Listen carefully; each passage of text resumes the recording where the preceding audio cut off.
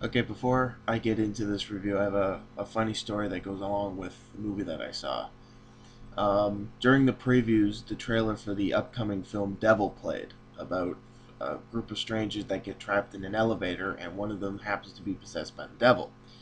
People seem to be kind of interested in it, some people were looking quite pleased with it, but as soon as it said from the mind of M. Night Shyamalan, the entire audience just groaned.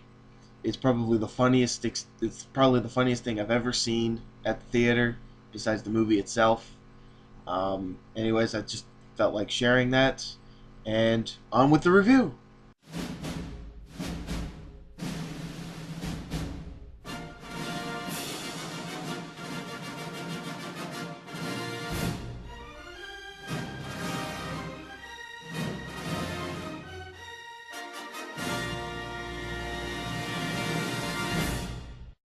Hey YouTube, Beardmaster180 here. Last week, another movie came out that coincided with The Expendables. Being that I had been waiting nearly a year for The Expendables, I went to that one first. So this week, I saw the other movie, and that movie was Scott Pilgrim vs. the World, the new action fantasy movie from the genius who brought us Shaun of the Dead and Hot Fuzz, Edgar Wright. So, Scott Pilgrim is based off of a graphic novel, and usually that spells disaster. But not this time. When I first heard of this movie, however, I wasn't too interested. It just seemed like a goofy, kid-type movie mixed with a love story. It just didn't appeal to me. But when the second trailer was released and there was a lot more action was shown, I changed my tune. But I still had no idea what to expect. So I decided to read the books. Well, 5 out of 6. I figured I'd leave the ending as a surprise. And the books are really good. I highly recommend them to anybody who enjoys reading graphic novels, comic books, etc. But it still confused me how they would work as a movie. I mean, they're trying to condense 6 movies into a 2-hour movie. But I was impressed. Pretty much everything that was in the movie was in the book. They stayed amazingly true to the source material. But a lot was taken out to keep it from being like a 6-hour movie. So, the movie itself. The story, for those not familiar with the books, is about a 20-something-year-old guy named Scott Pilgrim, played by all-around weirdo Michael Cera. And he falls for a beautiful girl named Ramona Flowers, played by all-around cutie Mary Elizabeth Winstead. But in order to date her, he must defeat her 7 evil exes, played by, in order, Satya Bahaba, sorry if I pronounced that wrong, Chris Evans, Brandon Routh, Kaita Saito, Shota Saito, sorry if I pronounced those wrong, and Jason Schwartzman. There's more to the story, but that's the basic plot, and to go into everything else would just take too damn long. Now, on to the acting.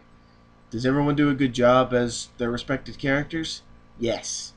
Even the supporting characters do a great job. It's pretty much line for line from the book. The one thing, though, I was afraid of was Cera as Scott. While reading the books, I just couldn't picture Michael Cera in that role. But he actually pulls it off really well. On to the humor. Funny as hell. I was constantly laughing throughout this movie, as was the audience. It wasn't just me in the back going,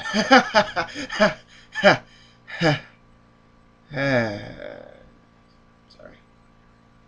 No, it was everybody. Also, the references to the old 8-bit video games are fantastic. A great addition to the movie. And this movie's being considered one of the greatest video game movies ever.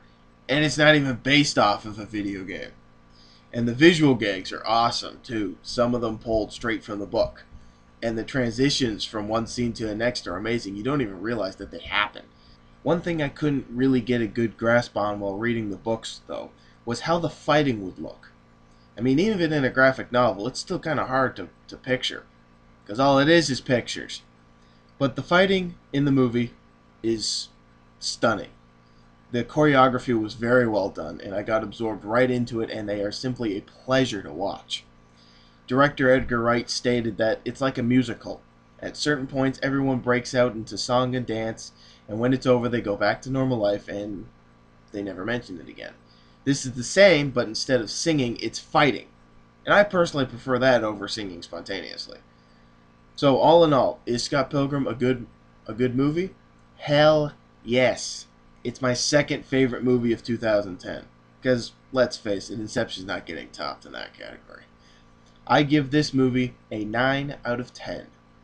But what I am still wondering is how the hell is Scott Pilgrim 10th in the box office and Vampires Suck is second? That makes no sense. Go see Scott Pilgrim. It is 10 times better than anything that those dumbasses who made Epic Movie or Meet the Spartans or Disaster Movie or whatever the hell they've made. This movie is 10 times better than all of those movies combined. So please go see Scott Pilgrim. You will not be disappointed. Anyways, that's my personal opinion, and you are in control of yours.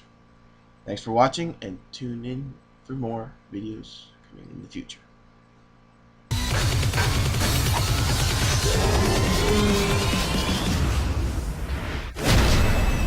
Scott Pilgrim versus the world.